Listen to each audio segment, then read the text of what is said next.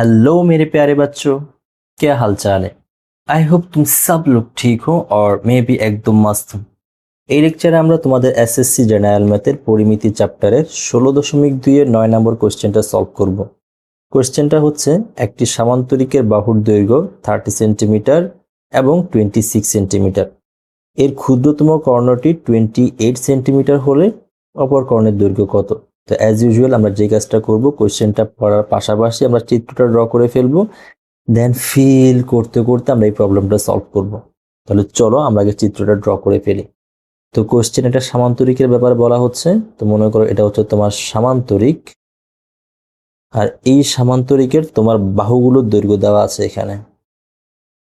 তো তোমার বড় বাহু যেটা, তো বড় বাহুটা কত দেওয়া আছে এখানে 30 সেন্টিমিটার, আর ছোট বাহুটাও কত দেওয়া আছে 26 সেন্টিমিটার। এটাও 26 সেন্টিমিটার, আর এটা কত হবে 30 সেন্টিমিটার হবে। ঠিক আছে, আর তোমার যেটা দেওয়া আছে সেটা হচ্ছে ক্ষুদ্রতম কর্ণটা দেওয়া আছে। এই যে একটা কর্ণ দেখতে পাচ্ছ এখানের মধ্যে, এই ক্ষুদ্রতম কর্ণটা দেওয়া আছে। কত দেওয়া আছে এখানে 28 সেন্টিমিটার। ঠিক আছে, আর অপর কর্ণটা বের করতে বলছে। এখন অপর কর্ণ বলতে কোনটা? এই যে একটা কর্ণ যেটা তোমার, এই যে বড় কর্ণ যেটা, এটা বের করা লাগবে আর কি। ঠিক আছে, এই বড় কর্ণটা তোমাদের বের করতে হবে। এখন আমরা একটা কাজ করি, এই যে সামান্তরিক যেটা, সামান্তরিক একটা নাম দিয়ে দিই। মনে করো এই সামান্তরিকটা হচ্ছে আমাদের এ বি সি ডি। তাহলে আমাদের এ বি সি ডি সামান্তরিকের বাহুর দৈর্ঘ্যগুলো দেওয়া আছে, আর ক্ষুদ্রতম কর্ণটা দেওয়া আছে। আর আমাদের বের করতে হবে বৃহত্তম কর্ণ, মানে এই লাল কর্ণটা বের করতে হবে। তো আমরা এখন এই প্রবলেমটা সলভ করার জন্য যা যা কাজ করব তার একটা রোডম্যাপ তৈরি করে ফেলি, দেন আমরা প্রবলেমটা সলভ করি। তা আমরা যে এখানে এই যে বিডি কর্ণ যেটা, এটা যে বের করব, এটা বের করার জন্য আমাদের কি কি করতে হবে দেখো তো। তুমি যদি কোনোভাবে একটা সমকোণী ত্রিভুজ তৈরি করে ফেলতে পারো, মনে করো এটাকে একটু বর্ধিত করে দাও, আর এর উপরে তুমি একটা লম্ব টানো। তো এখন তুমি কি পাচ্ছ, একটা এই যে একটা সমকোণী ত্রিভুজ পাচ্ছ না? দেখো তো এখানের মধ্যে একটা সমকোণী ত্রিভুজ পাচ্ছ। এখন তুমি কোনোভাবে যদি এই দৈর্ঘ্যটা বের করে ফেলতে পারো, আর তুমি যদি এটাও বের করে ফেলতে পারো, তাহলে পিথাগোরাসের সাহায্যে তুমি অনায়াসে বিডি এর দৈর্ঘ্য বের করে ফেলতে পারবে। তাহলে আমাদের মেইন টার্গেট কি এখানে খেয়াল করো। মেইন টার্গেট হচ্ছে আমরা এই যে বিডি কে একটু বর্ধিত করে দিব, আবার বি থেকে এই বর্ধিত অংশের উপর একটা লম্ব টানবো। টানার পরে এই যে আমরা এখানের মধ্যে একটা অংশ পাইছি না, এই যে এটা নাম দিয়ে দাও। মনে করো তোমার এখানের মধ্যে এটা হচ্ছে তোমার এফ। ঠিক আছে, এই যে সি এফ এর পরিমাণ যদি পেয়ে যাই, আর বি এফ বয়ফ্রেন্ডের পরিমাণ যদি পেয়ে যাই, তাহলে কিন্তু আমরা আমাদের এই সমকোণী ত্রিভুজটা তৈরি করে ফেলতে পারবো। ঠিক আছে, তাহলে আমরা এখন এই দৈর্ঘ্যটা বের করব আর এই দৈর্ঘ্যটা বের করব। ঠিক আছে, এই দৈর্ঘ্যটা বের করে ফেলতে পারলে আমাদের মোটামুটি কাজ শেষ। তারপর আমরা পিথাগোরাসের সাহায্যে দৈর্ঘ্যটা বের করে নিব। এখন চলো, এটা বের করার জন্য আমরা কি কি কাজ করবো সেটা আগে দেখো। প্রথমে আমি একটা কাজ করি, এই যে এ বিন্দু থেকে ডিসি বাহুর উপর একটা লম্ব টানি। একটা লম্ব টানলাম এখানের মধ্যে, এটাকে নাম দিয়ে দাও। মনে করো এর নামটা হচ্ছে তোমার এখানের মধ্যে ই। এখন একটা জিনিস লক্ষ্য করো তো, তোমার এই যে এ ই যেটা, এ ইটা আর এই বয়ফ্রেন্ড যেটা বি এফটা সমান কিনা দেখো তো। এর দুটোটা কিন্তু সমান, কারণ হচ্ছে তোমার এই বাহু আর এই বাহু যদি সমান্তরাল হয়, তাহলে এই প্রত্যেকটা লাইনে কি হবে, তোমার সমান হবে না? তাহলে তোমার এখানে এ ই আর কত, আর তোমার কাছে বি এফ, এই দুটোটাই সমান। আবার আরেকটা জিনিস খেয়াল করো, তোমার এখানের মধ্যে ডিই যেটা দেওয়া আছে, এই ডিইটা আর সি এফটা সমান কিনা দেখো তো। এখানের মধ্যে তোমার DE is equal C F সমান কিনা। প্রথমে আমি প্র্যাকটিক্যালি দেখাই, পরে আমি তোমাদেরকে জিওমেট্রিক্যালি প্রমাণটা করে দেখাবো। তো এখন চলো আগে আমরা জিনিসটা খেয়াল করি এখানের মধ্যে সমান কিনা। তাহলে এখন আমরা বলতে পারি যে এখানে আমাদের তোমার এই যে একটা ত্রিভুজ এ ডি ই, একটা ত্রিভুজ না? এই ত্রিভুজটা একটা কাজ করে, এই ত্রিভুজটাকে তুমি এখানের মধ্যে দেখো, এই যে একটা ত্রিভুজ তুমি পাইছো এখানের মধ্যে।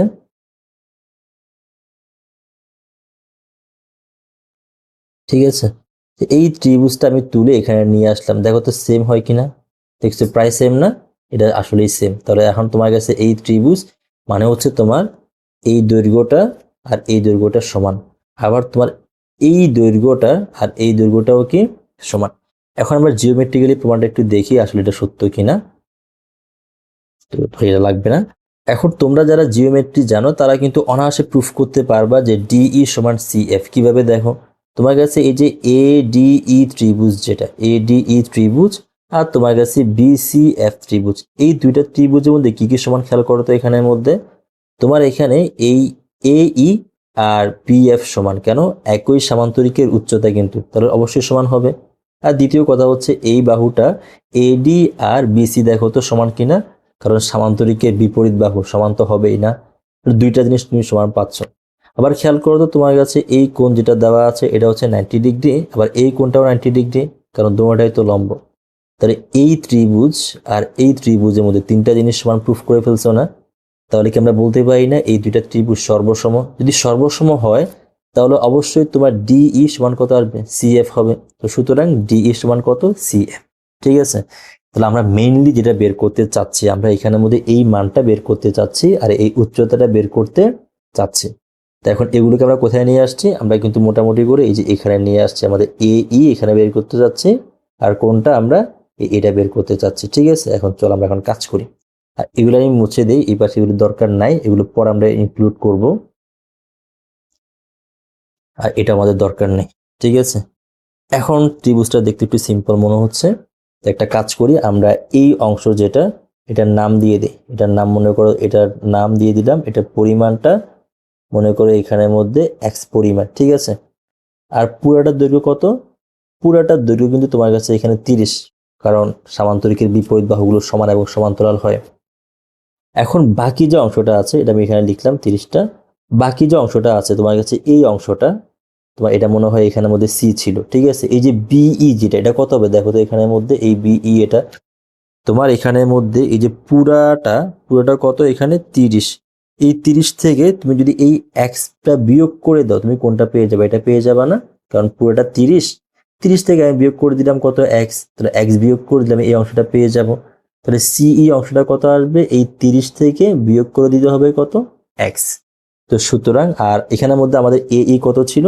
AE কিন্তু উচ্চতা S ছিল। তাহলে আমরা ধরি যে উচ্চতা ধরি AE ইজ ইকুয়াল কত? AE সমান H, আর এখানের মধ্যে DE যেটা, DE সমান X ধরে নেই। তো সুতরাং আমাদের এখানের মধ্যে CD কত দেওয়া ছিল? CD দেওয়া ছিল এখানের মধ্যে 30। আর CD কে আমরা কি লিখতে পারি? CD কে আমরা লিখতে পারি DE প্লাস কত? EC, কারণ তুমি এই যে DE আর EC এই দুটো যোগ করে দিলে তো পুরোটা চলে আসবে। তারপর DE EC সমান কত? তোমার এখানের মধ্যে 30।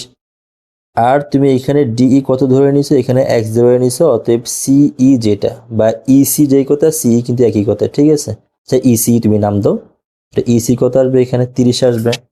ঠিক আছে না? তো এখন দেখো তোমার এখানের মধ্যে EC সমান কত আসতেছে, তাহলে EC সমান তুমি এক্সটা এই পাশে পাঠাই দাও, এটা আসবে 30 মাইনাস এক্স, আমরা যেটা বলছিলাম সেটাই। ঠিক আছে, তো এখন আমরা যেই কাজটা করব, এখন আমরা এক্স বের করার জন্য আর এইচ বের করার জন্য যেই কাজটা করব, আমরা এখানে দুইটা সমকোণী ত্রিভুজ আছে, দেখো এই দুইটা সমকোণী ত্রিভুজ নিয়ে আমরা কাজ করব। ঠিক আছে, একটা সমকোণী ত্রিভুজ হচ্ছে আমাদের কাছে ADE। ঠিক আছে, সমকোণী ত্রিভুজ AD হতে পাই, ADE হতে পাই।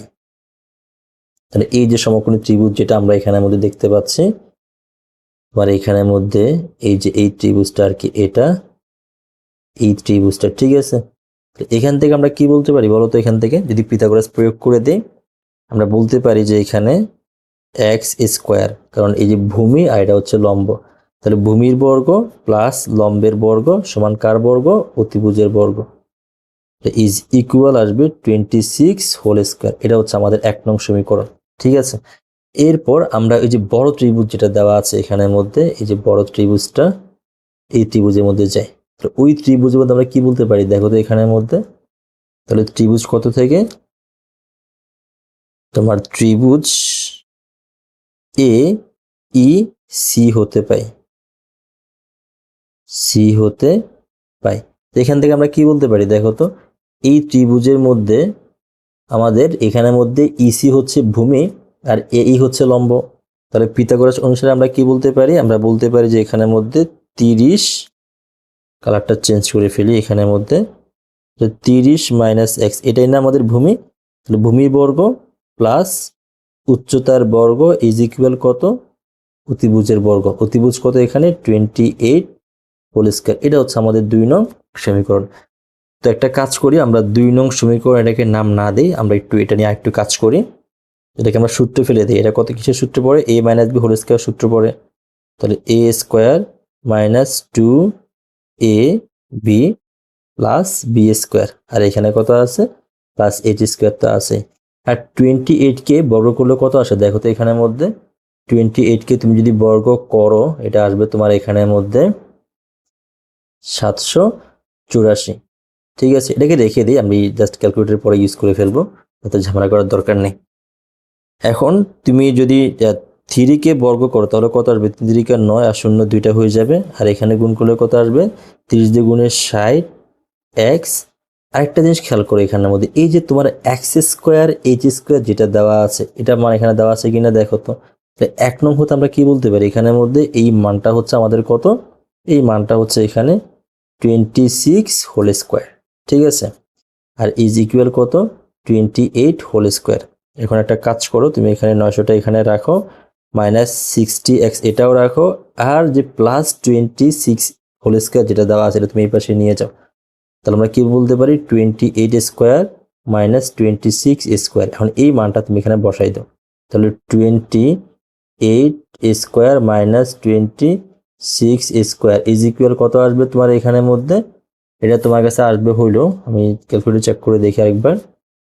তাহলে 28 whole square minus 26 whole square is equal 108। তাহলে এই মানটা আসছে তোমার কাছে এখানের মধ্যে কত? 108 আসছে। ঠিক আছে, তাহলে আমরা কি বলতে পারি এখানে? আমরা যেটা বলতে পারি সেটা হচ্ছে এখানে আমাদের কাছে যেটা আসতেছে সেটা হচ্ছে 90 মাইনাস 60x ইজ ইকুয়াল 108। একটা কাজ করো, তুমি 900টাকে এই পাশে পাঠাই দাও। এই পাশে পাঠাই দিলে কত আসবে তোমার এখানের মধ্যে? মাইনাস 60x, আর এই পাশে কত আসবে? 108। 900টা এই পাশে প্লাস ছিল না, এই পাশে গেলে কি হয়ে যাবে? মাইনাস হয়ে যাবে। তো এখন 108 থেকে আমি যদি বিয়োগ করে দিই 900, তাহলে কত আসবে এখানের মধ্যে? এটা আসবে তোমার কাছে মাইনাস 792। তাহলে তোমার কাছে এখানে আসতেছে কত?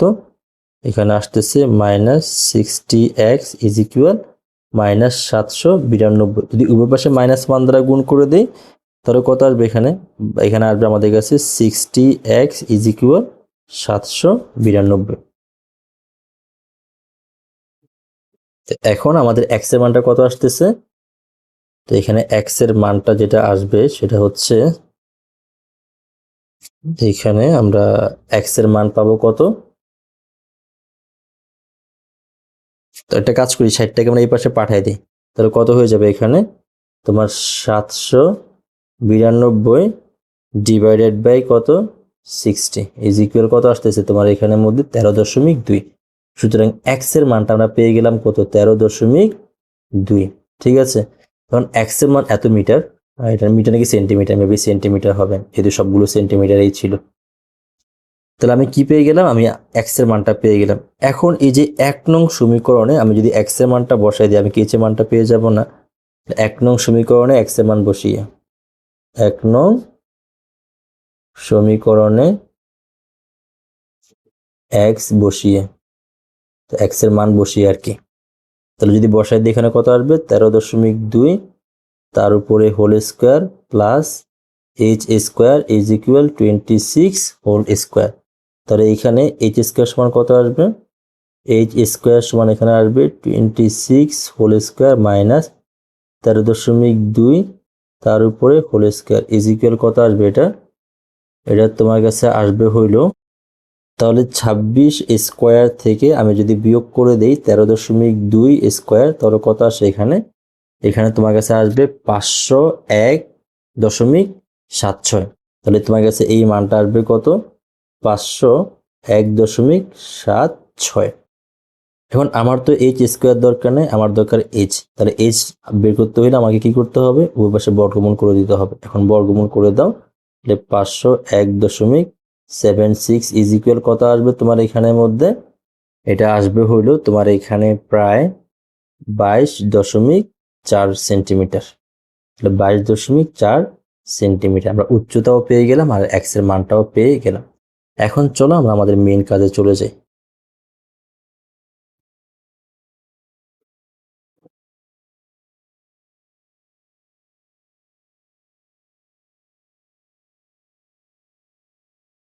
তাহলে আমরা কি কি পেয়ে গেলাম? এখন আমরা যা যা চাইছি সবগুলোই পেয়ে গেছি, আর অবশিষ্ট কিছু নাই। এখন আমাদের এটাও দরকার নাই, এটা আমরা রিমুভ করে দিচ্ছি। আর এই উচ্চতাও দরকার নাই, আর এগুলো সবগুলো বাদ দিয়ে দিই, এগুলো এখন ফালতু জিনিস, এগুলো আমাদের দরকার নাই। এখানে আমাদের লাগবে কোনটা? আমাদের লাগবে হলো এই বড় কর্ণটা, ঠিক আছে? তো আমরা কি বের করে নিলাম? আমরা কিন্তু এখন যেগুলো বের করে নিলাম সেটা হচ্ছে আমরা এই বর্ধিত অংশ x এর পরিমাণটাও বের করে নিছি, যেটা আমাদের দরকার ছিল, আর এই উচ্চতা আমরা বের করে নিছি, ঠিক আছে? এখন তোমার এখানে কি কি জানা আছে দেখো তো। তোমার এখানে জানা আছে হইলো তোমার এই এতটুকু মান জানা আছে, এতটুকু মান কত? 30, ঠিক আছে? আর এখন তুমি এই যে x যেটা তোমার, এটা হচ্ছে যে x, এটা তোমার কাছে এখানে x, আর এটা হচ্ছে h। তুমি x এর মানটাও বের করে নিছো, x এর মানটা কত পাইছো? 13.2। এই যে x এর মান ছিল তোমার কাছে কত? x এর মান ছিল 13.2, ঠিক আছে? তাহলে x এর মান হচ্ছে 13.2। h এর মানটা তুমি এখানে কত পাইছো? h এর মানটা হলো তোমার এখানের মধ্যে 22.4 সেন্টিমিটার। তাহলে এখন আমাদের কি কি জানা আছে? তাহলে এখন আমাদের দেখো তো, এই যে যেটা আমরা চাইছিলাম মেইন আমাদের কাছে, এই যে মেইন আমাদের এই কর্ণটা বের করতে হবে। তো এই কর্ণ বের করার জন্য আমরা কি কাজ করব? এখানের মধ্যে এই বাহুটা এখন আমরা জানি, পুরা বাহুটা, আর এটা এখন আমরা জানি, ঠিক আছে?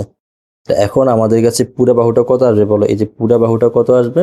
30-এর সাথে যোগ করে দিব কোনটা? 13.2। 30-এর সাথে 13.2 যোগ করলে কত আসবে? এখানের মধ্যে 43.2 আসবে না? 43.2 আসবে। তাহলে পুরা বাহুটা হচ্ছে আমাদের কাছে কত? 43.2।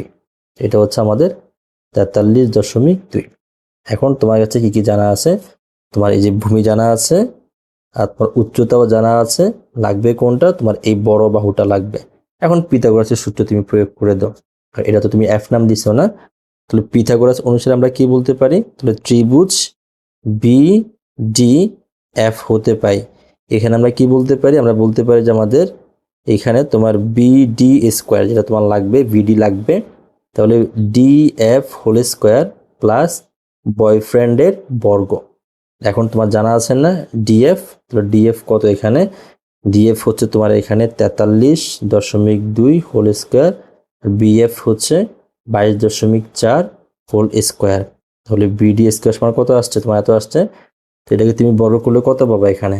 তো বর্গ করলে তুমি এখানের মধ্যে 43.2কে তুমি যদি বর্গ করে দাও, সবগুলো তুমি ক্যালকুলেটর ইউজ করে ফেলবা।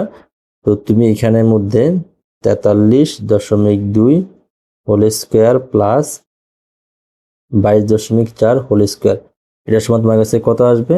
2368 আসবে। তাহলে বিডি স্কোয়ার যেটা, বিডি স্কোয়ার সময় তোমার কাছে এখানে আসবে 2368। কিন্তু আমার তো বিডি স্কোয়ার দরকার নেই, আমার দরকার এখানের মধ্যে বিডি। তাহলে বিডি বের করতে হইলে আমাদের কি করতে হবে? বর্গমূল করে দিতে হবে। তাহলে বর্গমূল করে দেও এখানে 2368। 2368কে বর্গমূল করলে কত আসে? তাহলে 2368 ইজ ইকুয়াল কত আসে এখানে? 48.662 আসবে। তাহলে তোমার মানটা হচ্ছে এখানে কত? তাহলে এখানে হবে 48.662 সেন্টিমিটার। তো সেন্টিমিটার, এটাই হচ্ছে আমাদের অ্যান্সার।